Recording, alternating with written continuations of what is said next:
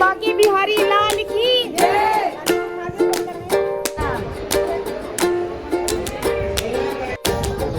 मैं लोग फोटो बनाते हैं।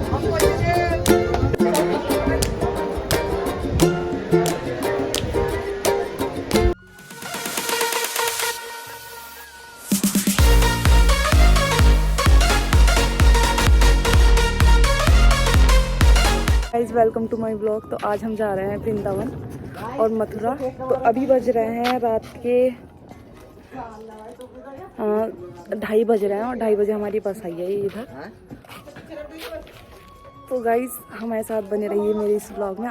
तो गाइस चलो बिना देरी करे बस में बैठते हैं। तो ये देखो ये हमारे भाई खड़े और ये है मेरे साथ मेरी बचपन की सहेली निक्की और ये हमारी पिंकी, ये मेरी सिस्टर निशा और साइड में जो है वो है मेरी मम्मी। मम्मी इधर देखो। तो गाइज ये है राधा भाभी और देख ही सकते हो आप हम सब पूरी अच्छी तरीके से सब अपनी अपनी सीट पर बैठ चुके थे। और ये है मेरे साथ मेरे कान्हा जी और मैं। तो हम सब बहुत ज़्यादा एक्साइटेड है जाने की। तो बने रहिए मेरे साथ मेरी इस जर्नी पर। तो गाइज अब बज चुके हैं 6 और हम पता नहीं कहाँ पर है और सबकी हालत ऐसी हुई क्योंकि हम नाइट में बिल्कुल भी नहीं सोए। तो थोड़ी बहुत बस तो नींद नहीं आ रही, लेकिन जो भी आ रही है हमने 15-10 सेकंड के लिए आंखें तो बंद कर दी। सेकंड नहीं मिनट्स।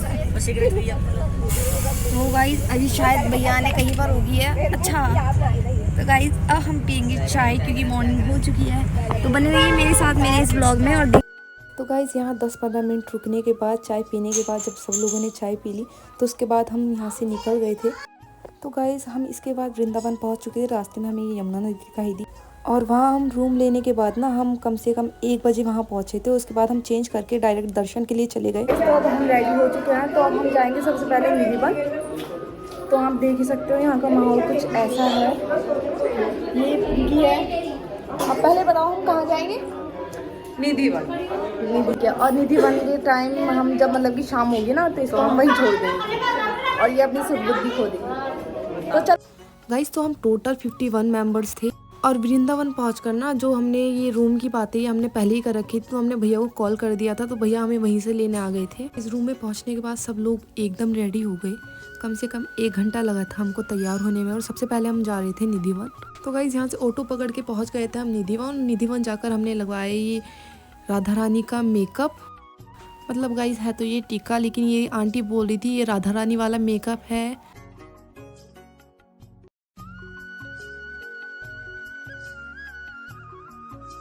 तो गाइज़ यहाँ ऑटो वाले ने हमें थोड़ी पीछे उतार दिया था और यहाँ से बोला था उन्होंने भैया ने कि 100 मीटर दूरी पर जाना है, मतलब 100 कदम दूरी पर जाना है। लेकिन गाइज़ सच में भैया ने बहुत पीछे उतार दिया था और सभी रिक्शा वाले ऐसे ही करते हैं। तो गाइज़ निधिवन का ये गेट है। सबसे पहले हम इसके अंदर जाएंगे और गाइज़ यहाँ काफ़ी ज़्यादा भीड़ होती है, आप देख ही सकते हो। तो गाइज़ इसके बाद यहाँ हमने अपनी शूज़ वगैरह जो स्लीपर्स थी हमने यहाँ रखी। एक पेड़ के 2 रुपीज़ लेते हैं, मतलब एक जोड़ी चप्पल के 2 रुपये लेते हैं। तो गाइस ये एग्ज़िट है, मतलब कि इधर से हम आएंगे जब दर्शन हो जाएंगे हमारे निधिवन के और यहाँ से हम एंट्री करते हैं। तो गाइस ये जो निधिवन है ये काफ़ी ज़्यादा रहस्यमय है, आपने सुना ही होगा। कहा जाता है कि यहाँ रात में राधा रानी और कृष्ण जी अपनी लीला करते हैं। यहाँ की कुछ ऐसी मान्यता है कि कृष्ण जी अपनी 16,108 रानियों के साथ यहाँ अपनी लीला करते हैं।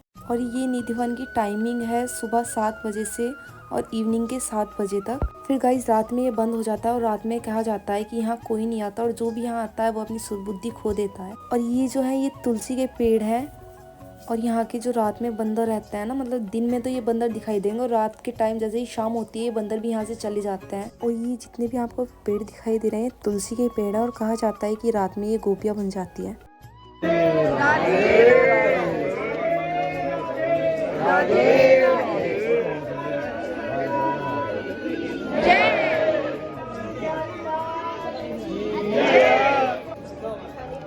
तो गाइस ये कुआं है, कुंड है शायद ये।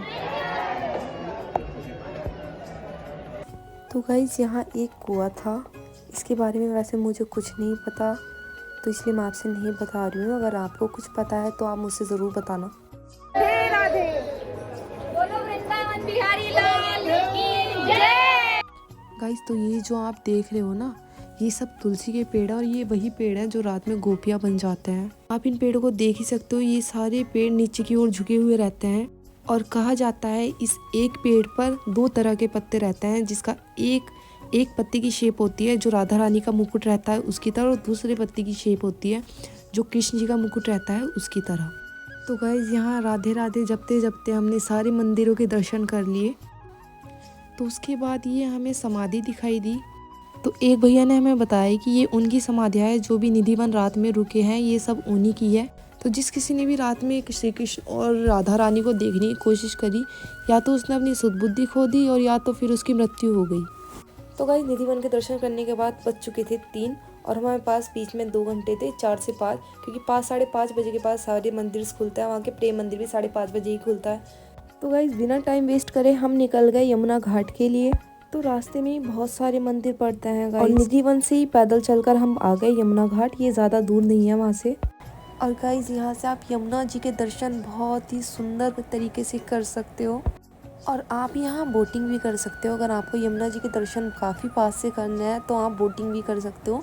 बोटिंग का चार्ज ऐसी होता है 50 रुपीज़ पर पर्सन, बट हमने थोड़ा भैया को बोला तो भैया से कन्वेंस किया तो भैया ने 20 रुपीज़ पर पर्सन ले लिया।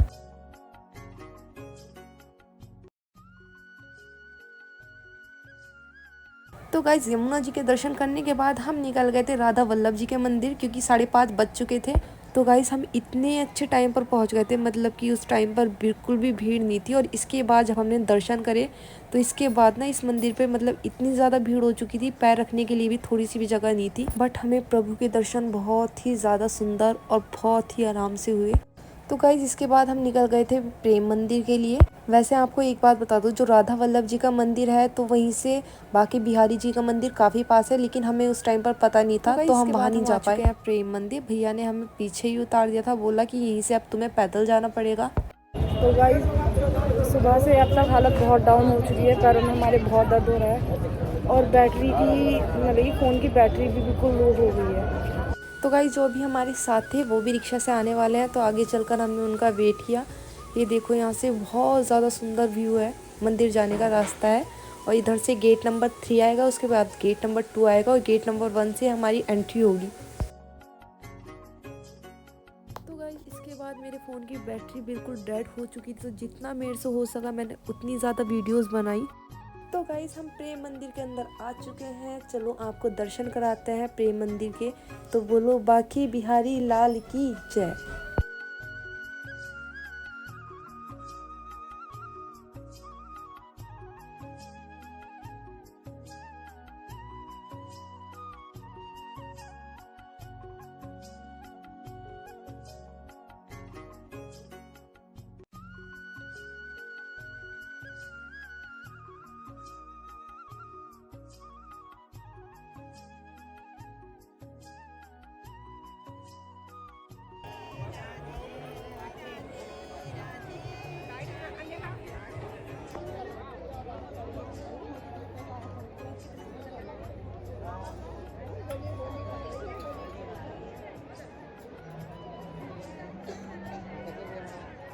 तो इस प्रेम मंदिर के दर्शन करने के बाद हम अपने रूम पर आ चुके थे, और मेरे फ़ोन की बैटरी बिल्कुल डेड हो चुकी थी, इसलिए मैंने बाकी वीडियोस नहीं बना पाई। लेकिन गाइस अभी भी हमारा एक मंदिर रह गया था, क्योंकि सारे मंदिर 8:30 बजे बंद हो जाते हैं। दर्शन करेंगे, लेकिन अभी फ़िलहाल हम खाना खाने के लिए जा रहे हैं। तो सबको बहुत ज़ोर की भूख लग रही है, क्योंकि गाइस हमने 11 बजे के बाद कुछ खाया नहीं था। तो गाइस चलो चलते हैं और तो गाइस जहाँ हमारा रूम था वहाँ आसपास कोई ढाबा वगैरह नहीं था, तो काफ़ी सर्च करने के बाद, काफ़ी घूमने के बाद हमें ये मिला श्याम बाबा द फैमिली ढाबा, और इसका रिव्यू आपको आप बताते हैं हम। इतना टेस्टी था कि मैंने भर भर के खाना खाया। तो गाइस इसके बाद हमने बनवाई भैया से चाय, और शायद हमारे इस टाइम पर लक ख़राब था। सबसे पहले तो हमने खाना खाया, वो भी हमें खाना बिल्कुल भी अच्छा नहीं मिला। इसके बाद हमने बोला भैया को कि चलो चाय पीते हैं, खाना अच्छा नहीं मिला, कम से कम चाय पीकर तो थोड़ा अच्छा लगेगा। तो भैया को बोला चाय बना दो, और भैया का दूध ही ख़राब हो गया। तो हमारे नसीब में ना चाय हुई मिली और ना हमें खाना। तो इसके बाद हम जाकर डायरेक्ट सो गए। मिलता है नेक्स्ट